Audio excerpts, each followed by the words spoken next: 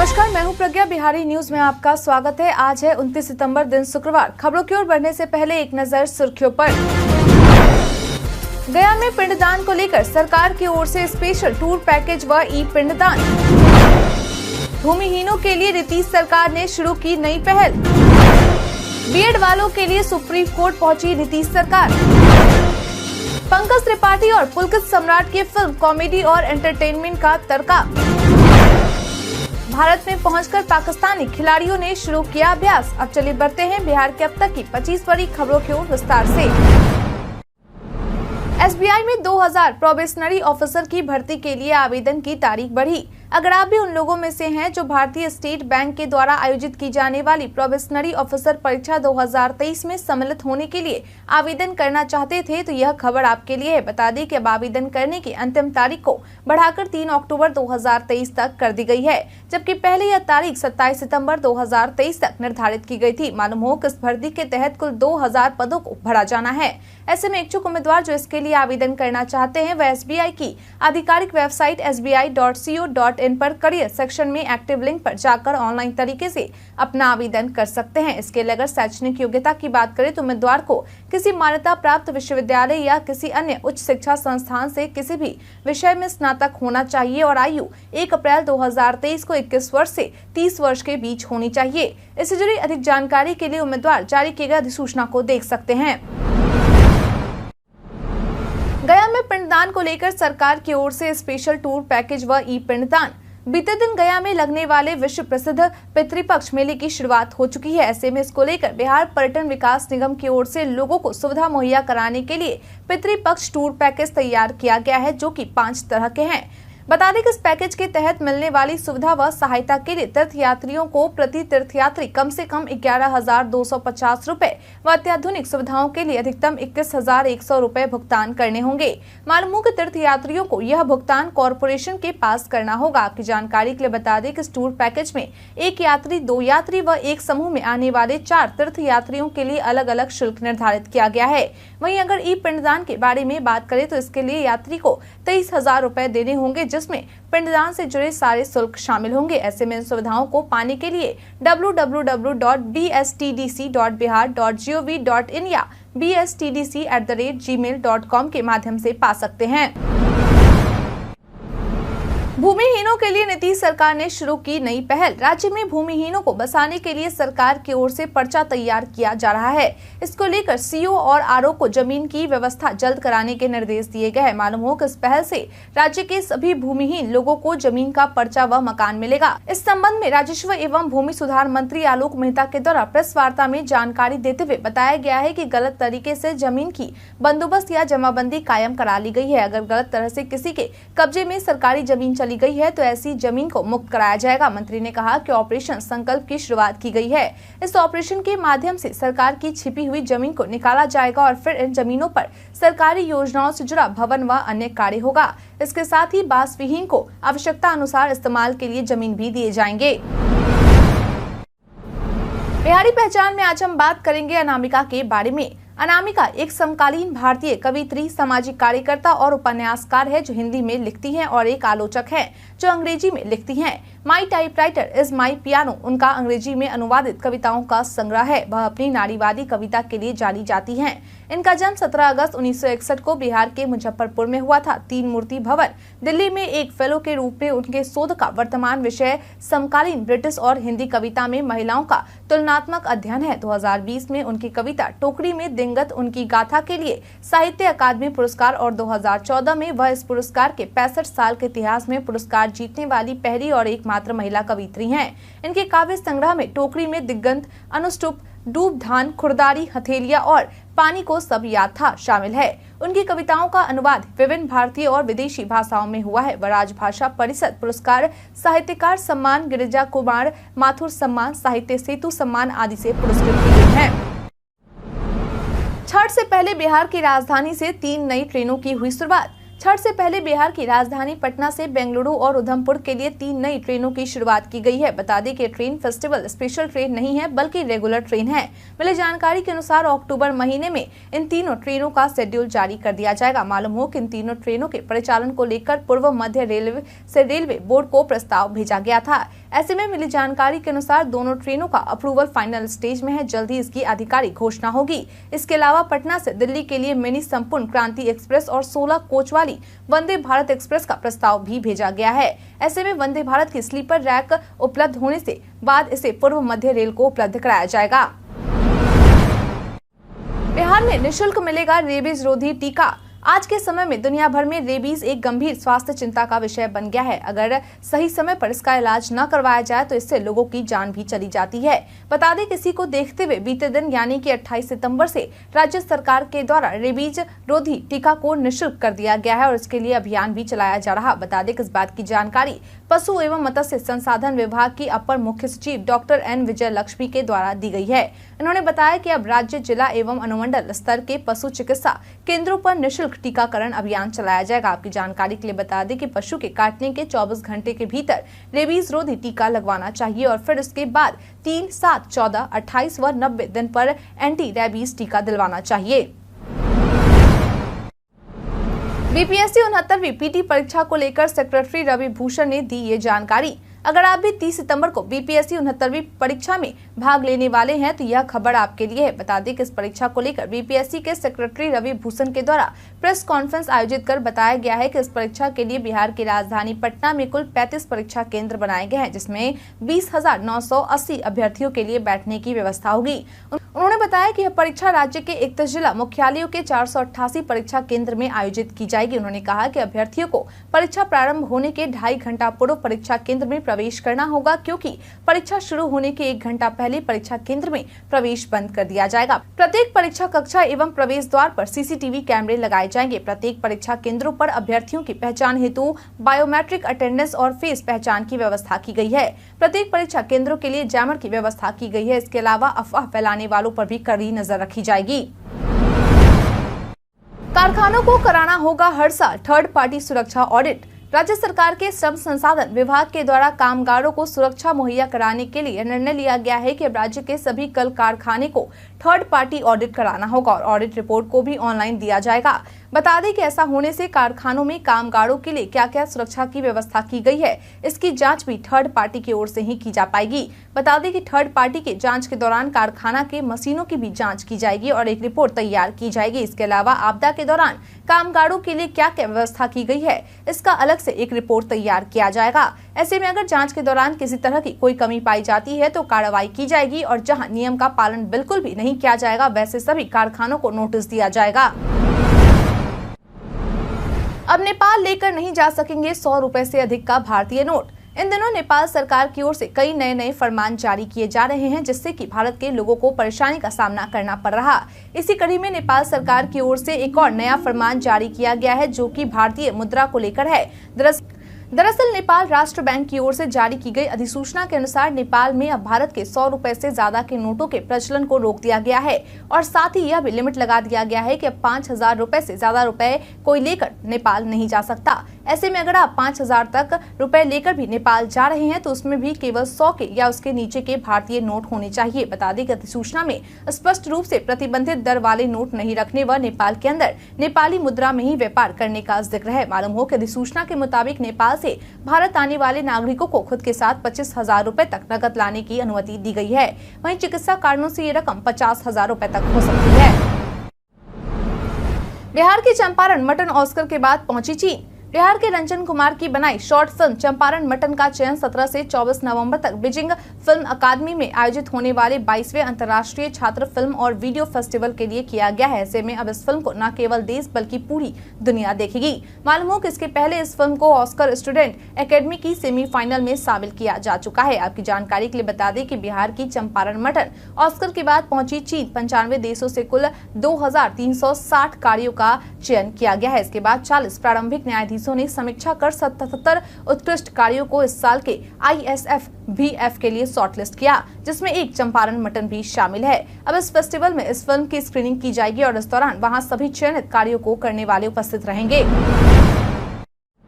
बिहार पर्यटन में आज हम बात करेंगे रॉयल भूटान मठ के बारे में। रॉयल भूटान मठ बिहार के बोधगया में स्थित एक शानदार बौद्ध मठ और मंदिर है। गौतम बुद्ध के जीवन से महत्वपूर्ण उदाहरणों को मिट्टी की नक्काशी में दर्शाने वाला मठ के रूप में प्रसिद्ध है, जो दुनिया भर से लाखों बौद्ध अनुयायियों को अपनी तरफ आकर्षित करती है। भूटान के राजा ने इस मठ का निर्माण भगवान बुद्ध को श्रद्धांजलि अर्पित करते हुए करवाया था। यह मठ निश्चित रूप से अपनी शानदार वास्तुकला, शांति और भगवान बुद्ध की 7 फीट ऊंची प्रतिमा से आपको प्रभावित करेगा। शाश्वत शांति की तलाश में दुनिया के विभिन्न हिस्सों से लोग इस मठ में आते हैं। बौद्ध मानते हैं कि भिक्षुओं की आध्यात्मिक खोज से पूरे समुदाय का लाभ होता है और उनके अनुसार समृद्धि और सुरक्षा लाते हैं। बीएड वालों के लिए सुप्रीम कोर्ट पहुंची नीतीश सरकार। कुछ समय पहले बिहार लोक सेवा आयोग की ओर से यह निर्णय लिया गया था कि बीएड पास अभ्यर्थी कक्षा 1 से लेकर 5वीं तक के शिक्षक नहीं बन पाएंगे और शिक्षक भर्ती में शामिल बीएड पास कैंडिडेट्स के रिजल्ट को रोक दिया गया था। इसी को लेकर अब बिहार सरकार बीएड वालों को भी योग्य बनाने की अपनी मांग को लेकर सुप्रीम कोर्ट में याचिका दायर करवाई गई है। मालूम हो कि इससे पहले यह मामला पटना हाई कोर्ट भी पहुंच चुका है, जहां पटना हाई कोर्ट के द्वारा बिहार सरकार की दलील को खारिज करते हुए कहा गया कि सुप्रीम कोर्ट का फैसला बिहार में भी लागू होगा, जिसका मतलब यह हुआ कि बीएड पास अभ्यर्थी प्राइमरी टीचर नहीं बन सकेंगे। ऐसे में इसी फैसले के आधार पर बिहार सरकार के द्वारा सुप्रीम कोर्ट में विशेष अनुमति याचिका दायर करवाई गई है। हालांकि अब तक इस याचिका पर कब सुनवाई होगी, उसकी तारीख सामने नहीं आई है।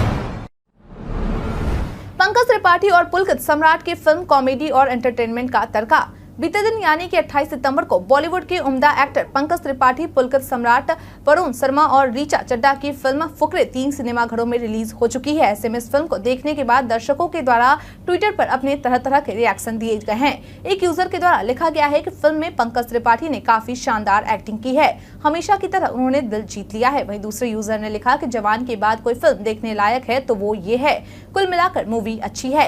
आपकी जानकारी के लिए बता दें कि इस फिल्म में लोगों को ऋचा चड्ढा की एक्टिंग काफी पसंद आ रही। मालूम हो कि इस फिल्म के पहले 2 पार्ट को भी लोगों के द्वारा खूब पसंद किया गया था।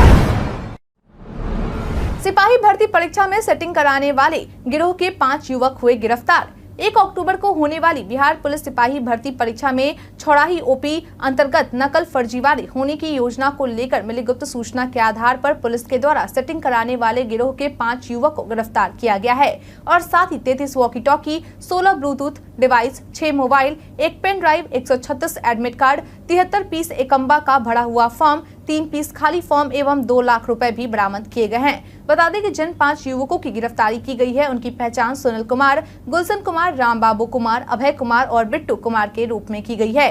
वहीं फिलहाल इस गिरोह से जुड़े अन्य फरार अभियुक्तों की छापेमारी की जा रही है। आवास बोर्ड अब नहीं बनाएगा फ्लैट या मकान, केवल करेगा ये काम। बिहार सरकार की ओर से एक बार फिर से आवास बोर्ड की स्थिति को बेहतर बनाने की कवायद शुरू कर दी गई है, जिसके बाद अब आवास बोर्ड के द्वारा विभिन्न शहरों में अलग अलग साइज के आवासीय व कमर्शियल भूखंड बेचे जाएंगे। बता दें कि बीते 30 सालों से राज्य के जिन जिन शहरों में फ्लैट व मकानों के प्रोजेक्ट अधूरे रह गए हैं और उनका आवंटन नहीं हो सका है, ऐसे प्लॉट को लेआउट में बेचा जाएगा, जिसमें सबसे पहले सासाराम और डालमिया नगर के लेआउट प्लान को मंजूर कर दिया गया है। मालूम हो कि आवास बोर्ड के द्वारा सासाराम में आशिकपुर और डालमिया नगर के मथुरापुर में प्लाटिंग के लिए लेआउट तैयार किया गया है, जिसमें कुल 949 भूखंड है। वहीं इसके अलावा बिहार की राजधानी पटना के बहादुरपुर और लोहिया नगर में नए सिरे से लेआउट तैयार किया जाएगा। प्रदेश में बारिश की संभावना न के बराबर। बिहार में मौसम का मिजाज एक बार फिर से बदल गया है। बदलते हालात के बीच में अब तापमान में बढ़ोतरी होने लगी है। पिछले दिनों हुई बारिश के बाद से तापमान में कमी देखने को मिली थी, लेकिन अब एक बार फिर से तापमान में बढ़ोतरी देखी जा रही है। बढ़ते तापमान के बीच में लोगों को उमस से काफी परेशानी का सामना करना पड़ रहा। हालांकि मौसम वैज्ञानिकों का कहना है कि नमी और गर्मी के कारण आसमान में कहीं कहीं बादल बन रहे हैं, जिसके कारण प्रदेश के कुछ हिस्सों में बारिश देखी गई है। बारिश को लेकर जारी पूर्वानुमान में यह बताया गया है कि प्रदेश में 29 सितंबर यानी कि आज बारिश होने की संभावना न के बराबर है। वहीं 30 सितंबर को लेकर जारी अपडेट में यह बताया गया है कि प्रदेश के दक्षिणी भागों के जिलों के 1 या 2 स्थानों में वज्रपात के साथ मेघ गर्जन होने की संभावना है। साथ ही यह भी कहा जा रहा है कि इस पूरे सप्ताह में बारिश होने की पूरी संभावना है। 4 से 11 दिसंबर तक बैंकों में रहेगी हड़ताल। 4 से 11 दिसंबर तक बैंक कर्मियों के द्वारा सार्वजनिक क्षेत्रों में बैंकों में पर्याप्त भर्तियों की मांग और नियमित नौकरियों की आउटसोर्सिंग को लेकर हड़ताल की जाने वाली है। वहीं अगर इसके बावजूद भी उनकी मांगों को लेकर कोई निर्णय नहीं लिया जाता है तो आगे चलकर वर्ष 2024 के जनवरी महीने में 2 से लेकर 6 जनवरी तक राज्य स्तरीय हड़ताल किया जाएगा। आपकी जानकारी के लिए बता दें कि 4 से 11 दिसंबर तक चलने वाले हड़ताल क्रमवार तरीके से चलेंगे, जिसमें से 4 दिसंबर को PNB, Punjab and Sindh bank और एसबीआई के द्वारा हड़ताल किया जाएगा। तो वहीं 5 दिसंबर को बैंक ऑफ बड़ौदा और बैंक ऑफ इंडिया में, इसके अलावा 6 दिसंबर को केनरा बैंक और सेंट्रल बैंक ऑफ इंडिया में, 7 दिसंबर को इंडियन बैंक और यूको बैंक में, 8 दिसंबर को यूनियन बैंक ऑफ इंडिया और बैंक ऑफ महाराष्ट्र में और फिर 11 दिसंबर को सभी प्राइवेट बैंक में हड़ताल रहेंगे। सीएम नीतीश ने कृषि वैज्ञानिक डॉक्टर एमएस स्वामीनाथन के निधन पर व्यक्त की शोक संवेदना। 28 सितंबर को भारत के महान कृषि वैज्ञानिक एमएस स्वामीनाथन का तमिलनाडु की राजधानी चेन्नई में 98 साल की उम्र में निधन हो गया। मालूम हो कि इन्हें भारत में हरित क्रांति के जनक के तौर पर जाना जाता है। वहीं उनके निधन पर बिहार के मुख्यमंत्री नीतीश कुमार के द्वारा गहरी शोक संवेदना व्यक्त की गई है। उन्होंने कहा कि डॉक्टर एमएस स्वामीनाथन को भारत के हरित क्रांति का पिता भी कहा जाता है। वे महान कृषि वैज्ञानिक थे। देश के नाजुक वक्त में उन्होंने कृषि क्षेत्र में महत्वपूर्ण कार्य किए, जिससे देश की खाद्य सुरक्षा सुनिश्चित हुई। 1960 के दशक में उन्हें अमेरिकी वैज्ञानिक नॉर्मन बोरलॉग और दूसरे कई वैज्ञानिकों के साथ मिलकर गेहूं की उच्च पैदावार वाली किस्म का बीज विकसित किया था, जिससे भारत खाद्यान्न मामले में आत्मनिर्भर बन गया था। इन्हें 1967 में पद्मश्री, वर्ष 1972 में पद्म भूषण और 1989 में पद्म विभूषण से सम्मानित किया गया। इनके कार्यों की सराहना सिर्फ भारत ही नहीं दुनिया भर में होती रही है। इनके निधन के समाचार से गहरा दुख हुआ है। यह देश के लिए अपूरणीय क्षति है। दिवंगत आत्मा की चिर शांति तथा उनके परिजनों को दुख की इस घड़ी में धैर्य धारण करने की शक्ति प्रदान करने की ईश्वर से प्रार्थना की है। आरजेडी ने मांगी एमपी मनोज झा के लिए अमित शाह से सुरक्षा। आरजेडी की ओर से गृह मंत्री अमित शाह को एक पत्र लिखकर राज्यसभा सांसद मनोज झा की सुरक्षा को लेकर चिंता जताई गई है। बता दें कि पत्र में लिखा गया है कि राज्यसभा सांसद मनोज झा जिस तरह से जानलेवा हमला करने की धमकी दी जा रही है, यह चिंता का विषय है। धमकी देने वालों में भाजपा विधायक राघवेंद्र प्रताप सिंह ने गर्दन तक काटने की बात कही है। पूर्व सांसद ने तो जीभ काटकर आसन तक फेंकने की बात कही है। पूर्व मंत्री सह विधायक नीरज बबलू ने भी जीभ काटने की धमकी दी है। इस आक्रोश और तल्खी भरे वक्तव्य से मनोज झा जी को जान का खतरा भी हो सकता है और यह बात मंत्रालय के संज्ञान में होगा ही। आपको ज्ञात है कि सुरक्षा कवच में रहने वाले कालांतर में भी उन्हें भी जान गंवानी पड़ी। पत्र में लिखा गया है कि मनोज झा बुद्धिजीवी, सभ्य व शांत प्रवृत्ति के इंसान हैं। अपने बौद्धिक वक्तव्य के कारण श्रेष्ठ सांसद का खिताब भी प्राप्त किया है, जिससे बिहार और देश का गौरव बढ़ा है। ऐसे गौरवशाली प्रतिभा के धनी व्यक्ति का संरक्षण सरकार का कर्तव्य भी है। अतः अनुरोध है कि मनोज झा को वायु श्रेणी की सुरक्षा प्रदान की जाए ताकि वह सुरक्षित महसूस कर सके। कृपया इसे गंभीरता से लेने की कृपा करें। सीएम नीतीश के एनडीए में आने पर लल्लन सिंह के बयान पर सम्राट चौधरी का जवाब। इन दिनों बिहार के राजनीतिक गलियारों में एक बार फिर से चर्चा तेज हो गई है कि मुख्यमंत्री नीतीश कुमार फिर से एनडीए में शामिल हो सकते हैं। इसी को लेकर जेडीयू के राष्ट्रीय अध्यक्ष लल्लन सिंह के द्वारा बड़ा बयान देते हुए कहा गया कि नीतीश कुमार अब बीजेपी में थूकने भी नहीं जाएंगे। अब उनके इसी बयान पर बिहार बीजेपी के प्रदेश अध्यक्ष सम्राट चौधरी के द्वारा पलटवार किया गया है। उन्होंने कहा कि बीजेपी नीतीश कुमार की कृपा से नहीं है, बल्कि नीतीश कुमार बीजेपी की कृपा से हैं। उन्होंने कहा कि नीतीश कुमार भाजपा की कृपा से ही मुख्यमंत्री बने हैं। उनकी उत्पत्ति भाजपा से हुई थी, वो पहले मुख्यमंत्री नहीं बने थे, बीजेपी की कृपा से मुख्यमंत्री बने हैं। उन्होंने कहा कि लालू यादव ने भी उन्हें पहले से पलटू मार कहते थे, अब हम लोगों ने भी पलटू मार घोषित उन्हें कर दिया है। उनका कोई भरोसा नहीं है कि वह कब किधर पलट मारेंगे। भारत में पहुंचकर पाकिस्तानी खिलाड़ियों ने शुरू किया अभ्यास। बीते 27 सितंबर को पूरे 7 वर्षों के बाद पाकिस्तान की क्रिकेट टीम भारत पहुंच चुकी है। वहीं भारत पहुंचने के बाद अब पाकिस्तानी टीम का प्रशिक्षण सत्र भी शुरू हो गया है। बता दें कि पाकिस्तानी टीम ने अपना पहला प्रशिक्षण सत्र हैदराबाद के राजीव गांधी स्टेडियम में किया। वहीं इस सत्र में पाकिस्तान के जिन खिलाड़ियों ने हिस्सा लिया उसमें बाबर आजम, साहिब हसन अली, हारिस रऊफ, इफ्तिकार अहमद, सलमान अली आगा, फकर जमान, मोहम्मद वासीम जूनियर, मोहम्मद हारिस और जमान खान रहे। मालूम हो कि पाकिस्तान विश्व कप में नीदरलैंड्स के विरुद्ध अपना अभियान शुरू करने से पहले 29 सितंबर को न्यूजीलैंड और 3 अक्टूबर को ऑस्ट्रेलिया के विरुद्ध अभ्यास मैच खेलेगी। भारत के इतिहास में आज की तारीख है कई कारणों से दर्ज। Madras chamber of commerce and industry की स्थापना 1836 में हुई। आरती साहा ने 1959 में इंग्लिश चैनल को तैरकर पार किया। कोलकाता में बिरला तारामंडल 1962 को खुला। अंतर्राष्ट्रीय मुक्केबाजी फेडरेशन की ताजा रैंकिंग में विजेंदर को 2009 में 75 किलोग्राम में 2700 अंकों के साथ में पहला स्थान दिया गया।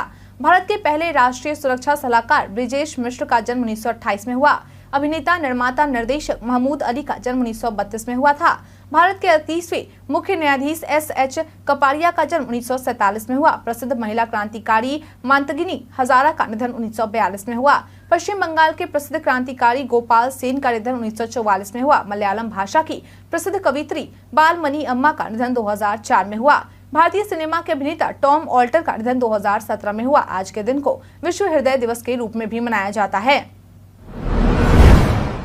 कार्यक्रम में आज हम बात करेंगे मोबाइल टावर लगाने के बारे में। सोशल मीडिया पर कई सूचनाएं वायरल होती है, लेकिन सभी सच हो ये जरूरी नहीं है। इसी कड़ी में आज हम बात करेंगे मोबाइल टावर लगाने के बारे में। दरअसल पीआईबी ने अपने एक ट्वीट में लिखा है कि एक TRAI यानी कि telecom regulatory authority of India नामक कंपनी मोबाइल टावर लगाने के लिए पंजीकरण शुल्क के रूप में 3,800 रुपए मांग रही है और 45,000 रुपए का मासिक किराया और 40 लाख रुपए का अग्रिम भुगतान देने का दावा कर रही है। पीआईबी ने अपने ट्वीट में आगे लिखा है कि यह पत्र फर्जी है। TRAI कभी भी ऐसा कोई पत्र जारी नहीं करता है। अब बदला नजर आएगा आपको आपका पसंदीदा व्हाट्सएप एंड्रॉइड यूजर्स के लिए जल्द ही अपने इंटरफेस का डिजाइन बदलने जा रहा है। इस बदलाव में व्हाट्सएप के डिजाइन के साथ कलर भी बदल जाएंगे। आपको बता दें कि व्हाट्सएप के लिए ग्रीन कलर पुरानी बात हो जाएगी। साथ ही मेटा व्हाट्सएप के कुछ मेन्यू में भी बदलाव कर सकती है। WA बीटा इन्फो द्वारा साझा किए गए स्क्रीनशॉट के अनुसार व्हाट्सएप मैसेजिंग ऐप के UI में बदलाव करेगा। इसके अनुसार नेविगेशन बार जैसे स्टेटस, चैट और अन्य टैब को व्हाट्सएप के नीचे की तरफ जगह दी जाएगी। इसके अलावा व्हाट्सएप ने कम्युनिटी टैब को एक नई जगह दी है। इसके साथ ही ऐप के ऊपर के हिस्से से ग्रीन कलर को हटाया जाएगा। रिपोर्ट के अनुसार ग्रीन कलर तो वैसा ही रहेगा, लेकिन हल्के रंग में। वहीं एंड्रॉइड ऐप में नीचे की तरफ जो व्हाट्सएप लिखा होता है वो व्हाइट की जगह ग्रीन हो जाएगा। इसके साथ ही मैसेज बटन राइट साइड नीचे की तरफ खिसक दिया जाएगा। इसके अलावा ऊपर की तरफ कुछ फिल्टर बटन्स आ जाएंगे, जिनमें ऑल, अनरीड, पर्सनल और बिजनेस शामिल होंगे। इन फिल्टर के जरिए आप मैसेजेस को आसानी से ढूंढ पाएंगे। जब आप किसी स्पेस फिल्टर का चुनाव करते हैं तो यह ग्रीन हो जाता है। वहीं व्हाट्सएप ऐप के टॉप पर एक प्रोफाइल आइकन भी जोड़ा गया है। टॉप पर सर्च बार आइकन के साथ साथ कैमरा आइकन भी रहेगा जैसा पहले था। सड़क बनाने में होगा कचरे का इस्तेमाल, नितिन गडकरी। बीते दिन केंद्रीय सड़क परिवहन एवं राजमार्ग मंत्री नितिन गडकरी के द्वारा एक संवाददाता सम्मेलन में कहा गया कि उनके मंत्रालय के द्वारा सड़क निर्माण में शहरी कचरे के इस्तेमाल को लेकर एक नीति तैयार करने का काम किया जा रहा है और साथ ही सरकार के द्वारा जीवाश्म ईंधन के इस्तेमाल नहीं करने के लिए भी निर्माण उपकरण विनिर्माताओं को प्रोत्साहन देने पर भी विचार किया जा रहा। विभाग के द्वारा कार्बन मुक्त क्षेत्र बनाने के लिए कई पहल किए गए हैं, जिसके अंतर्गत दिल्ली एवं जयपुर के बीच इलेक्ट्रिक राजमार्ग का विकास करना भी शामिल है। उन्होंने बताया कि इलेक्ट्रिक राजमार्ग भी बिजली से चलने वाली रेलगाड़ियों की तरह ही एक व्यवस्था है, जिसमें वाहनों के लिए निर्दिष्ट राजमार्ग के ऊपर इलेक्ट्रिक ट्रैक्शन लगा होगा। हम प्रतिदिन आपसे 5 ऐसे जरूरी सवाल और उससे जुड़े जवाब बताएंगे जो कि बीपीएससी, बिहार पुलिस, दरोगा समेत एसएससी जैसे अन्य प्रतियोगी परीक्षाओं में काम आएंगे। सवाल इतिहास, बिहार स्पेशल, विज्ञान, करंट अफेयर्स और भूगोल से रहेंगे। पूछे गए 5 सवाल में आपने कितना सही उत्तर दिया, कृपया करके यह हमें कमेंट करके जरूर बताएं। हमारा पहला सवाल है, हाल ही में किस दिन अंतर्राष्ट्रीय नदी दिवस मनाया गया है? ऑप्शन ए 24 सितम्बर, ऑप्शन बी 20 सितम्बर, ऑप्शन सी 22 सितम्बर, ऑप्शन डी 26 सितम्बर।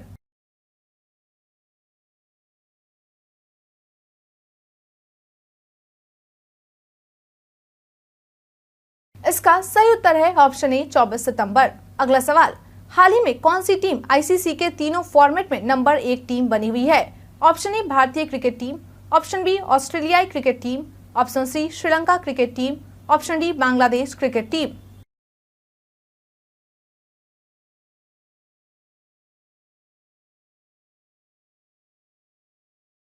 इसका सही उत्तर है ऑप्शन ए भारतीय क्रिकेट टीम। अगला सवाल, बिहार में सबसे ज्यादा गर्म जल कुंड कहाँ स्थित है? Option A Nawada, option B Munger, option C Rajgir, option D Darbhanga.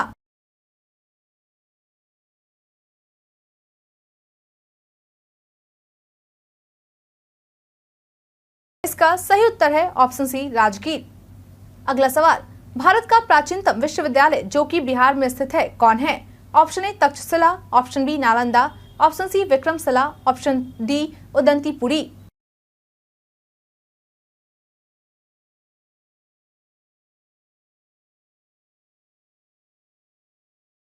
इसका सही उत्तर है ऑप्शन बी नालंदा। अगला सवाल, भगवान नरसिंह का अवतार स्थल बिहार के किस जिले में अवस्थित है? Option A Saharsa, option B Purnia, option C Katihar, option D Pawapuri.